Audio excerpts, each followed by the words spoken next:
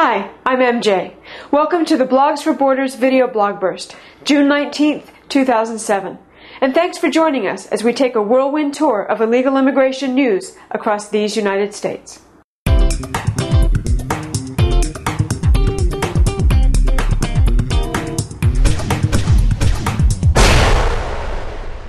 March for America held rallies in D.C. and 14 states last Saturday, and the turnout has been called unimpressive. Our friend Ruth from Immigration Protest went to the D.C. rally and reports that 200 to 300 patriots were there. There were about 300 in Arizona, 20 in Washington State, and about 100 here in Illinois. Disappointed? Don't be. There's a good reason why Americans haven't taken to the streets in protest. They don't have to. Why do people march around in the streets? Because they have no power or feel they have no power. Think about the amount of trickery, dishonesty, and backroom dealing our elected weasels are employing with S-1348. Clearly, they still fear the American people, and they should, because we hold the power. Illegal aliens have no rightful power in this country. They can't vote legally. Politicians can't represent their interests legally. Their demands are wildly unpopular with the American people. Don't ever forget that when illegal aliens take to the streets with their anarchist, socialist, and communist supporters in tow, it is an act of intimidation designed to take power, to usurp power, to steal power, because it is not rightfully theirs. And don't ever forget that while protesting is a fine part of what we do to make our voices heard, we don't need 1 million Americans marching through the streets. We are the citizens. We have the power. Don't ever forget that, my fellow Americans. We have the power.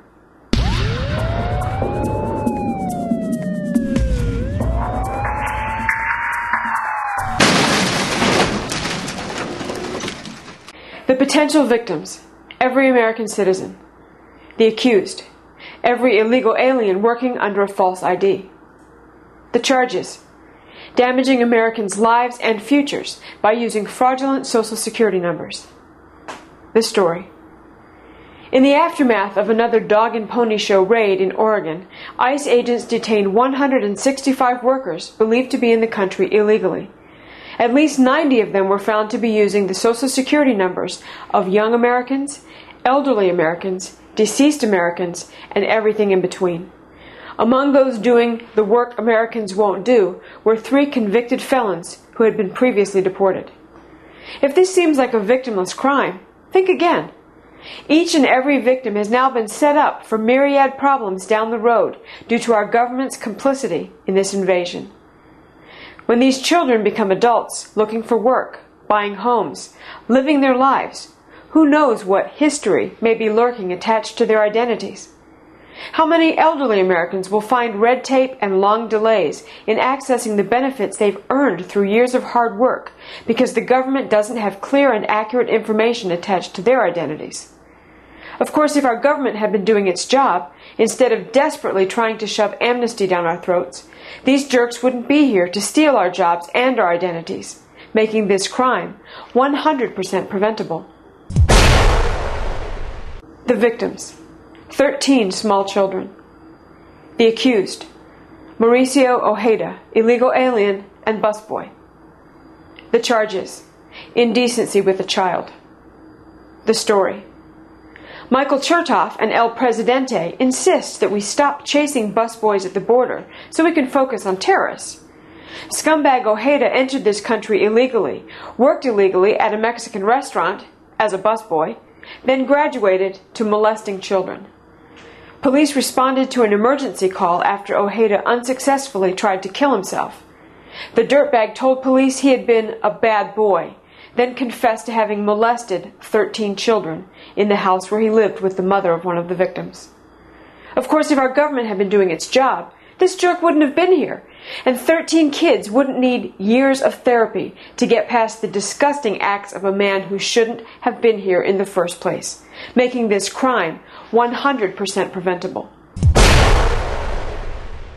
The victim, a 13-year-old girl. The accused, Alfonso Ponce, Raul Casares, Oscar Estrada Lopez, Edson Leonis, and Vicente Rodriguez, illegal aliens.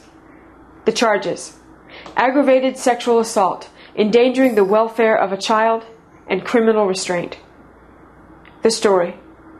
In September of 2006, a 13-year-old resident of Bridgeton, New Jersey, ran away from home and found out the hard way that America's newcomers, as the president called them last week, are not all good-hearted folks just looking for work. These scumbags allegedly took the girl fishing, then to a mall, then assaulted her up to 3 times at multiple locations, including a local nursery where several of them work. The owner of the nursery said he was, quote, mortified that anyone would hurt a young girl. We're mortified that instead of dreaming of her first date, this little girl was savagely raped by 5 illegals, or as Senator Harry Reid likes to call them, undocumented Americans. Of course, if our government had been doing its job, these jerks wouldn't have been here, making this crime, like all crimes committed by illegal aliens, 100% preventable.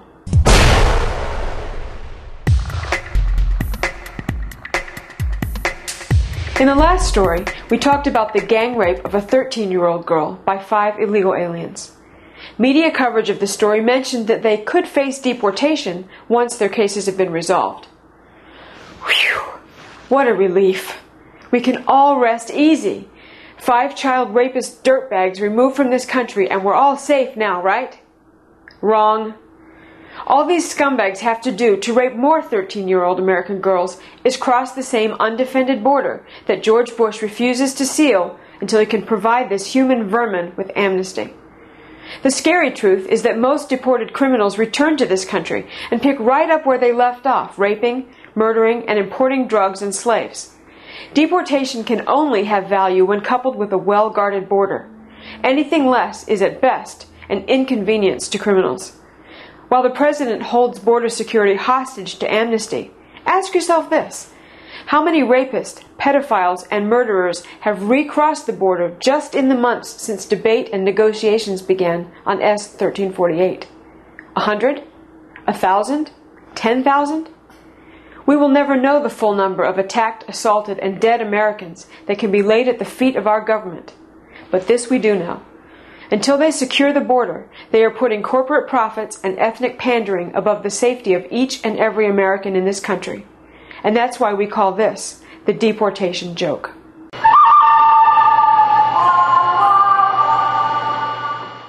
According to an NBC Wall Street Journal poll, 64% of Americans are against amnesty, and 55% oppose a guest worker program.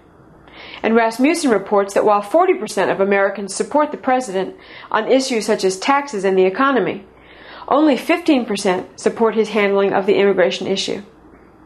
Trent Lott this week has suggested that you shut up. Here's the money quote: "Talk radio is running America. We have to deal with that problem." We think it's safe to assume that Senator Lott lumps blogs in with the talk radio problem when it comes to making sure the American people get the immigration info they won't get from the MSM. And from the bottom of our blogging hearts, Senator Lott, we thank you. The ugly doubles as the funny this week, and, well, let's just say it speaks for itself.